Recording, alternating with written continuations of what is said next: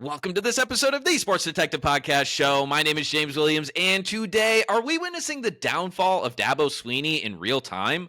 What are we talking about? Well, this past weekend, Clemson fell to 1-2 and dropped out of the top 25, and Dabo Swinney, unprovoked in his press conference this week, decided to defend his legacy, and he went on about a minute and a half rant defending his legacy at Clemson, and he is totally melting down, and as the kids say, he is crashing out. So let's go ahead and listen to Dabo Swinney's rant defending his legacy, and then I have a lot to say on the other side. If they want me gone, if they tired of winning, they can send me on their way, because that's all we've done is win. So if they tired of winning, we've won this league 8 out of the last 10 years. Is that not good? I'm just asking. Is that good? I don't know if that's good or not. To win your league 8 out of 10 years, to go to the playoffs 7 out of 10 years, be in 4 national championships, win it twice. Yeah, we a little down right now. Take your shots, but I got a long memory, in case y'all don't know. We'll be all right. We'll bounce back. This is a program built to last. Always has been. Always will be. And I would just say, if you give up on us if you don't believe in us because we've lost 2 games down to the last straight and we're one, you didn't believe in us anyway, so it don't matter. You wasn't all in anyway. If you're all in, you burn the ships, man. There ain't no exit strategy. Like, you're freaking all in. And hey, listen, I mean, if Clemson's tired of winning, they send me on my way, but I'm gonna go somewhere else and coach. I ain't going to the beach. Hell, I'm 55. I got a long way to go. Y'all gonna have to deal with me for a while. I got a long way to go. I'm just getting going. I'm just now good enough to be a head coach.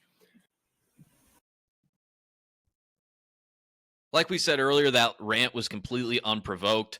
And it's also important to point out here, Dabo Swinney's not in jeopardy of losing his job. He's got a massive buyout. He's still been very successful at Clemson. And the thing, too, about Dabo is he is strawmanning a little bit here, because no one out there is being like, actually what's going on with Clemson right now is really affecting Dabo Swinney's legacy.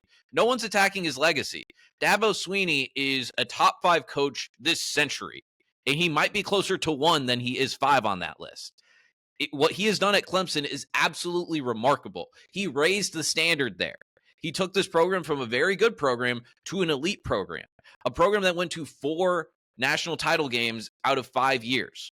Dabo Swinney is one of the greatest coaches of all time. He's a Hall of Famer. All of that goes without being said. But this year so far, it has been a massive disappointment. This team came into this year number 4 in the country.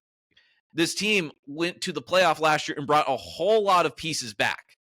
The thing about Clemson, their offense was really bad after Trevor Lawrence left. Last year was the best it has been since Trevor Lawrence left. They were top 20 offense in the country.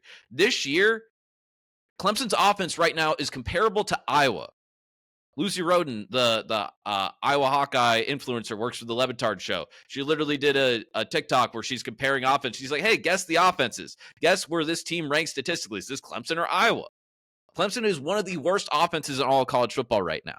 This is a massive disappointment. There's multiple first-round picks on this team. And yeah, you lost to LSU, which is a very good team. That team very well might win the SEC. They're definitely going to be a playoff team, is what it looks like. Yeah, Georgia Tech is a contender in the ACC. Brent Key is one of the most underrated coaches in the country. He is not talked about enough. Haynes King is a dog. Georgia Tech has just become a completely different program under Brent Key. But Clemson, you shouldn't be losing home games to ranked teams. You should beat Georgia Tech. Again, this is supposed to be a top 5 team. This is a team that this year, oh, wait, you know what? We think we're ready to win the national title. Let's go ahead and steal Tom Allen from Penn State. That is what you do if you think you are ready to win a national title, if you think you are ready to make the next step. That is what you do. You have a guy that people are thinking is a top 5 pick at the quarterback position right now. There is a tremendous amount of talent. This is the demise of Dabo Swinney in real time, guys. We are seeing a downward trajectory of this program. Now, does it mean they're going Florida State last year 2-10? Does that mean they're going 6-6 this year? Does that mean they're not going to win 8-9 games this year? Maybe even 10. It's possible for them to win out for the rest of this year. But we have seen a different Clemson team over the last few years. Do you guys remember a few years ago we had primetime Clemson?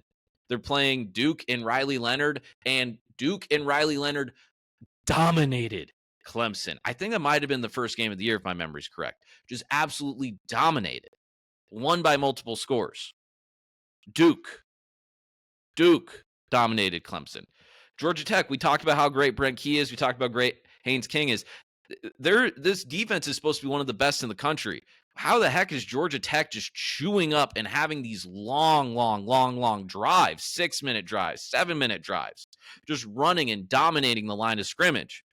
This team's lost its toughness. Like we said earlier, the offense is bad. I was trying to figure it out because I was originally going to have a guest on for this episode, and we were going to have a back and forth, and we were going to have a discussion of how Clemson went from being one of the top 2 or 3 programs in all of the country to now it's just a top 15, top 20 program in the country over the last few years. Like I was going through it. I was looking at NFL draft picks. If you go just top 50 draft picks from 2015 to 2011, they had 11 top 50. Okay, the last 4 years they've had 5. All right, like they definitely had more top 50, top end talent in some of these years. But again, like I said earlier, we're supposed to have multiple first round picks this year. So this was supposed to be the year. And they're not developing any offensive skill position players anymore. It doesn't seem like they are like it just seems like something's off with this program over the last few years. And I have like a few different things that I could, say about it. Like I already went over some of the offensive stuff. Like this is one of the worst offenses statistically in the country through 3 games. Now, I don't think they're going to stay there. But the question is, at this point, this isn't going to be like we thought this was probably going to be a top 10 offense in all of college football this year. We thought this was going to be a team that was probably getting to the top 4 of the college football playoff this year. That's what we thought of this team. So we're judging them to that standard because we thought they were going to be amazing. So is it some sort of overall offensive decline? Because you look at those, like, the last few Watson years and all of the Trevor Lawrence years, this was a top 5 offense in college football. It was absolutely sensational. So is it the offense, or is it just a coincidence, or is it a symptom of the fact that when we had this NIL transfer portal boom in 2021, and we had all of that world of college football changing, and the fact that Clemson doesn't go and get anybody out of the transfer portal? I was going through it today. I was just like, is this transfer portal thing like really as bad as Clemson, or is it just 1 year where they didn't have any guys? You go through the transfer portal, and like Clemson's just not using it. They're just not using it. The years that they've used it, they used it to get like backup quarterbacks. And that's what you kind of thought. Oh, hey, Clemson actually went and got 4 or 5 guys in the transfer portal this year.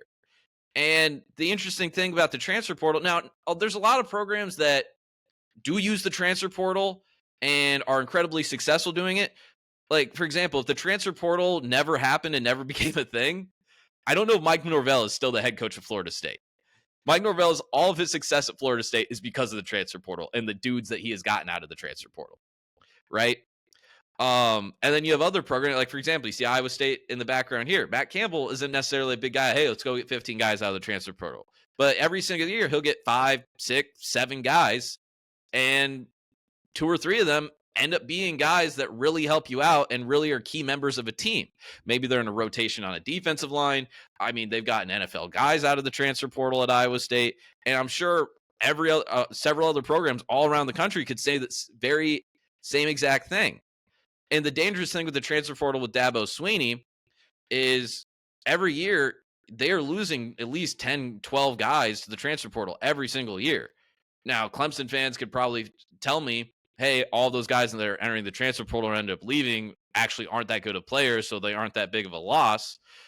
But my point is, you guys could also go into the transfer portal and replace all those guys with guys that actually can play, guys that actually can be offensive skill position players, guys that can be rotational players on the defensive line or the defensive backfield or the safety group, or maybe you could get a really good running back in the transfer portal or better offensive line help in the transfer portal. I'm not saying that the only reason that Clemson has had a downfall is because of the transfer portal. I'll just ask this question because I do not know the answer. Again, I said I wanted to have an actual expert on of Clemson that covers the ACC as a whole. Kenton Gibbs was going to come on. I was going to ask him this stuff. I don't know if is Clemson in trouble NIL?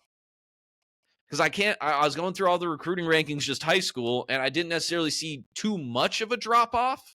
in that. Now, you obviously had a 2 or 3 year stretch there where your top 5 classes, but Clemson's still top 10, top 15 classes in all of the country. Obviously, losing different coordinators, whether that be Brent Venables, whether that be Tony Elliott, Jeff Scott, losing guys like that certainly doesn't help. And having to rotate in and out new coordinators, new coaches. But again, if we're just looking at it this year, Garrett Riley, 3rd year, we thought, hey, last year, the offense is finally starting to look good. It's finally, Garrett Riley's finally figured out the Clemson offense, and they have a rhythm with all these guys.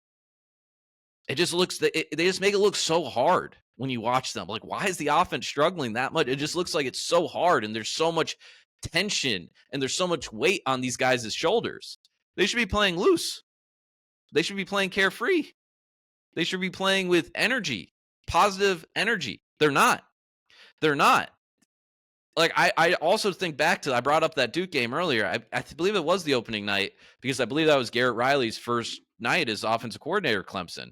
And, Dabo was doing the thing on the field, and they asked him, like, hey, what kind of offense are we going to start seeing out of Garrett Riley? And Dabo was like, we're going to be running a Clemson offense. And it's like, the best way to interpret that was like, oh, okay, like Garrett Riley's now the Clemson offensive coordinator. We're a team. We're going to be running Clemson's offense. That is the best. But the way that his tone with it was kind of like, I don't think we need to bring in Garrett Riley. We're running Clemson's offense. We're not changing a dang thing. We just got a different coordinator here. We just got a different guy holding the headset and holding the playbook sheet. That's the only difference we got here. He's not bringing anything new. Now, I thought he brought some new stuff last year, because I thought the offense at times looked very, very good last year. This is a problem. It feels like it's a cultural thing. Like I said, they're getting pushed around by Georgia Tech. They were getting pushed around a few years by Duke. Clemson fans could probably point out other games. Those are just the two that came off the top of my head. And I have another theory here. I don't, and this kind of ties in, I guess, to like where I'll leave this conversation, because we've been talking too much here. But is there a chance that like maybe that 2015 to 2019 stretch, or maybe you want to go 2020 stretch there, is there a chance that that like 4 or 5 year stretch that they just got really, I don't want to say lucky, because that's taking away credit from them, but they just had an incredibly good streak of just top end talent and just elite development for just a 4 or 5 year stretch. And that is the outlier with this program, because obviously, like we said, this is a very good program if you just look at it historically. But this 4 or 5 year stretch for Clemson from 2016 to 2020, or you want to put back 2015 on that year too, because that's actually the first year they made the college football playoff championship. If you take out those 5 years, all of the other Dabo Swinney years, the best Dabo Swinney years, those years are comparable to the other better years of Clemson football, where this team is finishing 17th, 16th, 22nd, 7th, 19th in the final poll of the year. That type of program. Which also begs the question, again, we said Dabo Swinney is not in danger of losing his job. Dabo Swinney will be there for the foreseeable future. If you listen to that rant at the beginning, I don't think Dabo Swinney is planning on going anywhere on his own volition. But that also begs the other question. Okay, Clemson is going like this a little bit. It's slow. It's slow. You're not immediately going this way, but there is a little bit of a, like, we already in a 3 year stretch. If you take out his first 2 years, if you take out 2009 and 2010, this past 3 year stretch, including this year, by the way, it's his most losses in a 3 year stretch. Like you are pointed down. It's a slow decline. It's a very, very slow slope, but you still are going down, which also begs the question. Let's say 3 years from now, that buyout for Dabo Swinney looks a little bit nicer. And the next few years are, let's say 9-3, 10-2, 9-3, 8-4, or something like that, where you're like, good, you're ranked, you have expectations. You might still be competing for an ACC title, might even make it to an ACC title game. But that begs the question, okay, do you move on from Dabo Swinney? Is at the point where Dabo raised Clemson's expectations so much where 9-10 wins isn't good enough. Are we there? I do not know the answer. Clemson fans, fill me in the chat. Are we there? Because I am not sure. And that also begs the other question. If Dabo Swinney leaves, what is this program? What is this program without Dabo Swinney? Is this a program that can just get another coach? Now, obviously, they have to be a good coach, but you can just get any other ordinary good coach, and they can come in, and they will just consistently win 8, 9, 10 games a year. Is this a situation where you bring in a new guy, maybe a younger, one of the stud guys from the G5, and they come in, and they can just completely take this program back to the level that Dabo had it from 2015 to 2020? Is that what we're looking at? I'm not sure. But the one thing I can say in the overall message of this program is in a downward trajectory. It's slow, but AP 4 to start this year. People were picking Clemson to win the national title this year. Multiple first-round picks on this team. This is disappointing. This is incredibly disappointing. Now, again, they still might be playing for an ACC championship. That road seems kind of slippery, but they have a chance to prove themselves. They can win out. They can go 9-3, but going 1-2 to start the season definitely is incredibly disappointing. And if people are upset about it, you have every right to, because this is disappointing. Again, I love Georgia Tech. We had Buck Palmer on in the preseason to talk about how good we thought LSU could be this year. Dabo Swinney, we might be watching the downfall of him right now. All right, that's going to do it for this episode here today. Thank you guys so much for watching. Hope I did a good job encapsulating that, talking about that. Leave your comments. What do you think Clemson's going to be like for the rest of this year? What is the direction of this program going? Am I off? Is there other reasons that this team just keeps over and over again being less than what we thought it was going to be?